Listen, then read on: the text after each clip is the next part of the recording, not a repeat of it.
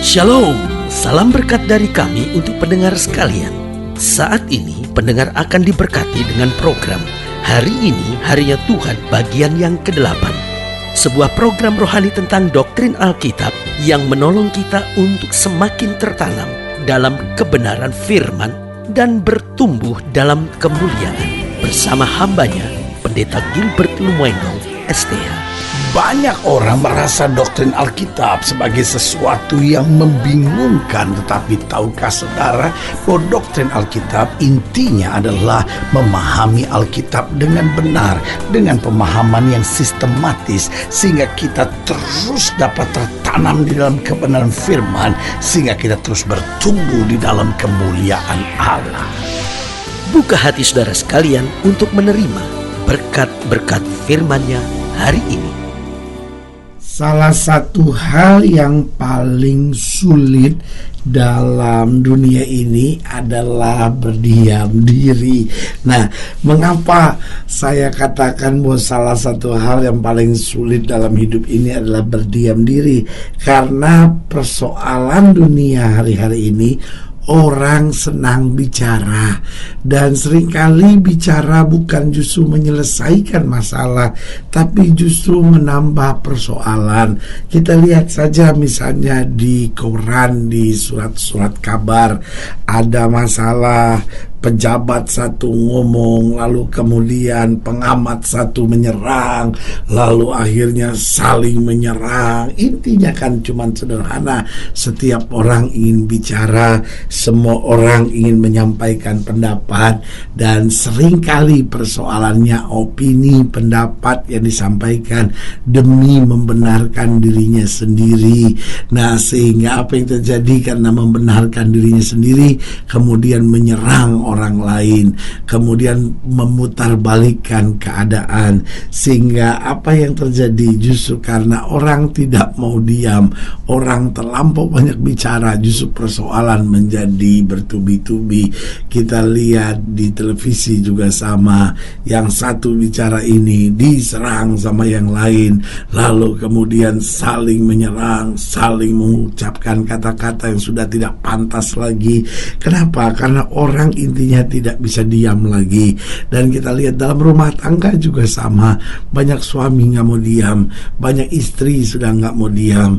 Oh, suami terus menyerang, istri terus menyerang, dan kalaupun sampai mereka diam dengan benci, mereka diam dengan amarah, mereka diam dengan kepahitan.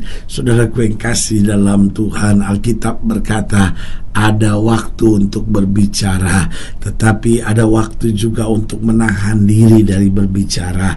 Biarlah kita menjadi orang-orang yang dapat mengontrol hati kita. Ada saatnya bicara, kita bicara. Tapi kalau bicara kita sudah tidak lagi jadi berkat, kalau bicara kita sudah saling menyakitkan, kalau bicara kita hanya untuk mengecewakan orang, berhentilah berbicara, berdiam diri, dengarlah perkataan orang, dengarlah suara Tuhan, sehingga apa yang terjadi, kita dapat berjalan dalam kebenaran dan tetap menjadi berkat dalam segala keadaan. Haleluya. Selamat datang dalam program kita hari ini, Harinya Tuhan, sebuah program rohani yang kembali mengingatkan kepada kita betapa pentingnya kita menjadikan firman Tuhan sebagai dasar keseharian hidup kita. Karena selama kita jadikan firman Tuhan sebagai dasar keseharian hidup kita, langkah-langkah ke depan kita penuh dengan kepastian, kemenangan, berkat, mujizat, dan perkara-perkara besar. Haleluya. Dan dalam program ini kita memang sedang membahas tentang berdiam diri, karena saya pelajari bahwa sebetulnya berdiam diri ini kunci. Yang pertama, dengan berdiam diri kita belajar untuk menghargai orang lain. Dengan berdiam diri kita belajar untuk memberhentikan suara daging dalam hati kita. Dan dengan berdiam diri kita sebetulnya memberi kesempatan untuk Tuhan berbicara kepada kita. Itu sebabnya saya terlalu yakin dengan berdiam diri ada banyak persoalan yang bisa kita selesaikan. Haleluya. Dan dalam program ini kita sedang membahas berdiam diri, yang kita mau lihat dari Habakuk pasal 2. Dari Habakuk pasal 2 ayat yang ke-19 sampai ayat yang ke-20. Habakuk pasal 2 ayat 19 sampai 20, demikian firman Tuhan. Celakalah orang yang berkata kepada sepotong kayu, terjagalah, dan kepada sebuah batu bisu, bangunlah. Masakan dia itu mengajar? Memang ia bersalutkan emas dan perak, tetapi roh tidak ada sama sekali di dalamnya. Ayat 20. Tetapi haleluya, Tuhan ada di dalam bait-Nya. Saya ulangi sekali lagi, tetapi Tuhan ada di dalam bait-Nya yang kudus. Haleluya, saya ulangi sekali lagi, tetapi Tuhan ada di dalam bait-Nya yang kudus. Dan firman Tuhan tegas buat kita, dikatakan berdiam dirilah di hadapan-Nya ya segenap bumi. Saudaraku yang kasih dalam Tuhan, ayat ini tegas. Kalau kamu berharap pada patung-patung, kamu berharap pada berhala-berhala, kamu berharap pada sesuatu yang mati seperti itu, engkau justru gak akan melihat kemenangan. Yang ada hanya kehancuran, kekecewaan, penderitaan. Tetapi ingat, di sorga ada Tuhan yang siap menolong kita. Tetapi kita harus belajar berdiam diri untuk menyadari di mana letak kesalahan kita. Kita perlu berdiam diri untuk kita menyadari apa yang Tuhan mau. Kita perlu berdiam diri untuk kita tahu langkah apa yang harus kita ambil. Karena kalau kita dengar suara Tuhan, maka jalan kita akan penuh dengan kemenangan. Haleluya. Dan saudaraku yang kasih dalam Tuhan, dari ayat bacaan ini kita belajar bahwa dengan berdiam diri kita belajar untuk menyalibkan daging. Saudaraku yang kasih dalam Tuhan, mengapa Tuhan tekankan berdiam dirilah di hadapan-Nya? Kenapa ditekankan tentang kita harus berdiam diri? Ada banyak orang yang bilang gak bisa dong, kita diam-diam aja habis dong, kita diam-diam aja hancur dong kita. Saudaraku yang kasih dalam Tuhan, Yusuf waktu menghadapi masalah dengan istrinya Potifar, dia berdiam diri dan Tuhan angkat dia menjadi Perdana Menteri. Saudara Daniel waktu dibuang ke gua singa, dia berdiam diri dan Tuhan nyatakan mujizat yang luar biasa. Saudaraku yang kasih dalam Tuhan, Sadrak, Mesak, Abednego dibuang ke dapur api yang dipanaskan 7 kali lipat, tetapi dia mengambil keputusan. Mereka ini mengambil keputusan untuk tetap berdiam diri di hadapan Tuhan. Karena di dalam berdiam diri kita melihat pertolongan Tuhan, kita melihat Allah yang berperang ganti kita, kita melihat dan mengerti rencananya. Karena itu saudaraku, Tuhan mau kita berdiam diri. Karena dengan berdiam diri sebetulnya kita belajar untuk menyalibkan daging yang membuat kita gak bisa melihat mujizat. Karena hidup kita sudah dikendalikan, dikontrol oleh daging. Tetapi kalau saja hidup kita dikendalikan, dikontrol oleh roh, maka jalan kita akan penuh mujizat. Haleluya. Yang kedua, saya pelajari kenapa Tuhan mau kita berdiam diri. Karena dengan berdiam diri kita belajar untuk tidak sekedar memperjuangkan kebenaran kita. Saudaraku yang kasih dalam Tuhan, kadangkala hidup ini terlalu banyak waktu kita buang untuk apa? Untuk sibuk memperjuangkan apa yang kita anggap sebagai kebenaran diri kita sendiri. Padahal kita berkata, jika kamu tahu kebenaran, artinya the truth, bahwa kebenaran yang bukan hanya kebenaran kita, tapi kebenaran yang memang kebenaran Allah. Maka saudaraku yang kasih dalam Tuhan, kalau kita tahu kebenaran itu yang akan memerdekakan kita.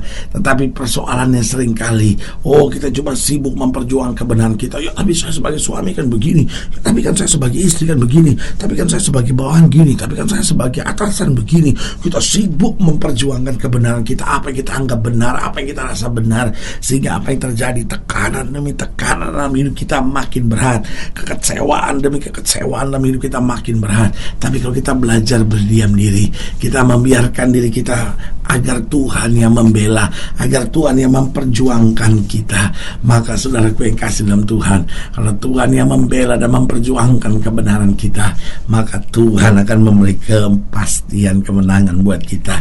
Jadi ingat, dengan berdiam diri kita belajar untuk menyalibkan daging.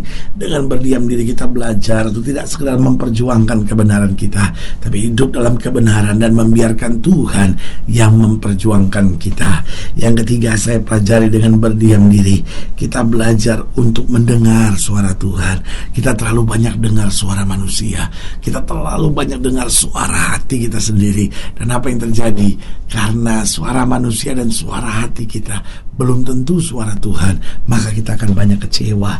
Tapi saudaraku yang kasih dalam Tuhan, kalau kita mendengar suara Tuhan, maka Tuhan itu tegas. Yang pertama, kalau kita dengar suara Tuhan, kita tahu di mana letak kesalahan kita. Kadang kalau kita minta Tuhan berkati, Tuhan buka jalan, sementara kita sendiri masih salah.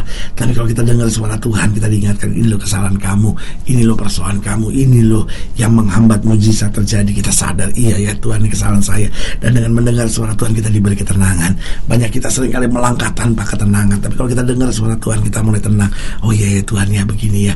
Lalu dengan mendengar suara Tuhan, kita tahu jalan keluar yang terbaik. Jadi saudaraku yang kasih dalam Tuhan, penting dalam masa-masa tertentu dalam hidup kita, kita belajar berdiam diri. Tuhan, saya mau tenang, saya mau dengar suara Tuhan, saya gak mau menganggap diri saya yang paling benar, tapi biar Tuhan yang bicara buat saya. Lalu yang keempat, yang terakhir, saya pelajari kenapa Tuhan mau kita berdiam diri. Karena dengan berdiam diri, kita belajar untuk mengoreksi diri kita sendiri. Karena kita sudah dengar nih, Tuhan kasih tahu, ini lo salah kamu, ini lo persoalannya. Kita mulai belajar mengkoreksi. Dan saudaraku yang kasih dalam Tuhan, kadangkala kenapa kita selalu jatuh di lubang yang sama? Karena kita tidak mau mengkoreksi diri kita sendiri. Kita senang mengkoreksi orang lain, kita senang memberitahu pada orang lain, kamu salah, kamu begini, kamu begini. Tapi kita nggak koreksi diri kita sendiri. Sebagai hamba Allah, kembali saya mau ingatkan, mari saudara-saudara, mungkin kita kadang-kala sedang panik, sedang kecewa, sedang marah karena sesuatu, belajar berdiam diri, duduk di bawah kaki Tuhan, membiarkan Tuhan bicara buat kita. Kita tanya sama Tuhan, Tuhan apa yang terjadi, Tuhan apa yang Tuhan mau dari saya, Tuhan langkah apa yang harus saya buat. Dan saudaraku yang kasih dalam Tuhan, Alkitab berkata, dengan tetap tenang tinggal percaya, di situ terletak kekuatan kita. Haleluya. Kalau sedang ini lainnya lebih jauh, hubungi kami melalui telepon, hubungi kami melalui surat, kunjungi website kami, karena kami ada untuk membawa Bapak Ibu sudah senantiasa lebih dekat pada Tuhan dan mengalami kasih kuasa mujizat yang luar biasa. Haleluya. Secara khusus juga melalui program ini saya mau berdoa buat setiap Bapak Ibu sudah sekalian yang mungkin sedang sakit, sedang berbeban berat, sedang membutuhkan ketenangan dari Tuhan. Saudara-saudara pendengar yang ingin didoakan secara khusus, boleh taruh tangan kanan saudara di dada, dan saya mau berdoa buat saudara. Mari kita doa. Bapa, dalam nama Yesus, hamba doa buat setiap pendengar sekalian, khususnya mereka yang taruh tangan kanannya di dada. Kalau ada mereka ada yang sakit, Tuhan jamah. Ada yang berbeban berat, Tuhan beri kekuatan. Ada mereka yang mungkin sedang panik, ada mereka yang mungkin sedang begitu emosi, sedang dendam karena sesuatu. Ajar kami untuk berdiam diri, tenang di hadapan Tuhan, mengerti kehendak Tuhan, sehingga kami berjalan dalam kehendak-Mu. Di dalam nama Yesus kami berdoa. Haleluya. Amin. Saudara yang kasih dalam Tuhan, kita masih punya Tuhan. Jangan menyerah, karena dengan Yesus kita cakap menanggung segala perkara. Doa saya menyertai saudara sampai berjumpa pada program berikut. Dan jangan lupa, jadikan hari ini harinya Tuhan.